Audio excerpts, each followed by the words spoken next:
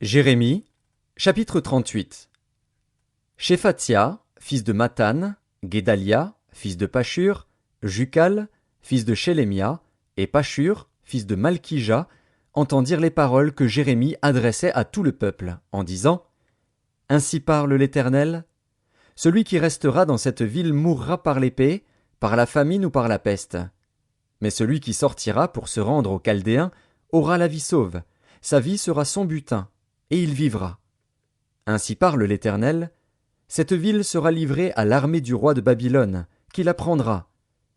Et les chefs dirent au roi : Que cet homme soit mis à mort, car il décourage les hommes de guerre qui restent dans cette ville et tout le peuple en leur tenant de pareils discours. Cet homme ne cherche pas le bien de ce peuple, il ne veut que son malheur. Le roi Sédécias répondit : Voici, il est entre vos mains, car le roi ne peut rien contre vous. Alors ils prirent Jérémie et le jetèrent dans la citerne de Malkija, fils du roi, laquelle se trouvait dans la cour de la prison. Ils descendirent Jérémie avec des cordes. Il n'y avait point d'eau dans la citerne, mais il y avait de la boue. Et Jérémie enfonça dans la boue. Ebed-Mélec, l'Éthiopien, eunuque qui était dans la maison du roi, apprit qu'on avait mis Jérémie dans la citerne. Le roi était assis à la porte de Benjamin. Ebed-Mélec sortit de la maison du roi et parla ainsi au roi. Ô roi, mon seigneur, ces hommes ont mal agi en traitant de la sorte à Jérémie, le prophète, en le jetant dans la citerne. Il mourra de faim là où il est, car il n'y a plus de pain dans la ville. Le roi donna cet ordre à Ebed-Mélec, l'Éthiopien. Prends ici 30 hommes avec toi, et tu retireras de la citerne Jérémie, le prophète, avant qu'il ne meure. Ebed-Mélec prit avec lui les hommes, et se rendit à la maison du roi, dans un lieu au-dessous du trésor. Il en sortit des lambeaux usés et de vieux haillons, et les descendit à Jérémie dans la citerne, avec des cordes.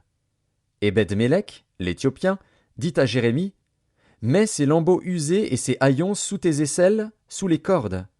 Et Jérémie fit ainsi.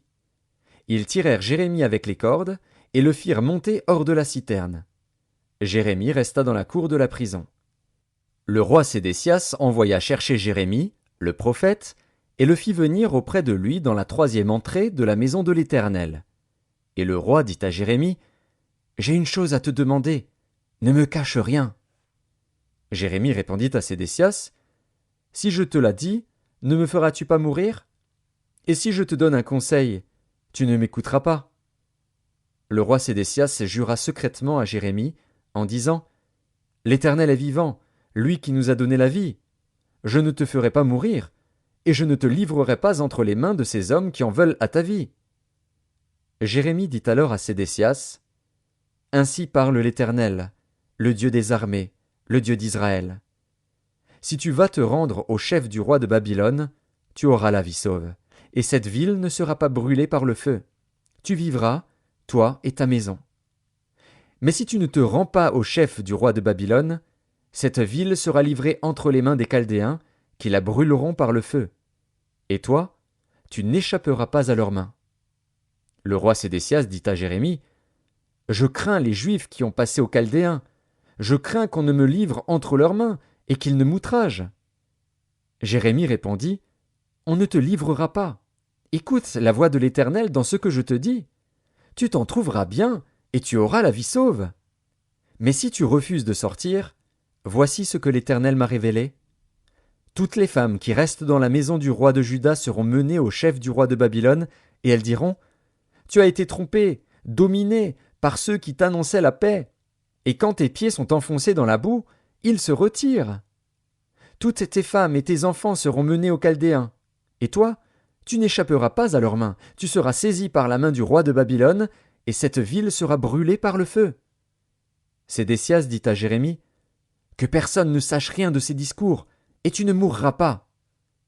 Si les chefs apprennent que je t'ai parlé, et s'ils viennent te dire : Rapporte-nous ce que tu as dit au roi, et ce que le roi t'a dit, ne nous cache rien, et nous ne te ferons pas mourir, tu leur répondras : J'ai supplié le roi de ne pas me renvoyer dans la maison de Jonathan, de peur que je n'y meure. Tous les chefs vinrent auprès de Jérémie et le questionnèrent. Il leur répondit entièrement comme le roi l'avait ordonné. Ils gardèrent alors le silence et se retirèrent, car la chose ne s'était pas répandue. Jérémie resta dans la cour de la prison jusqu'au jour de la prise de Jérusalem.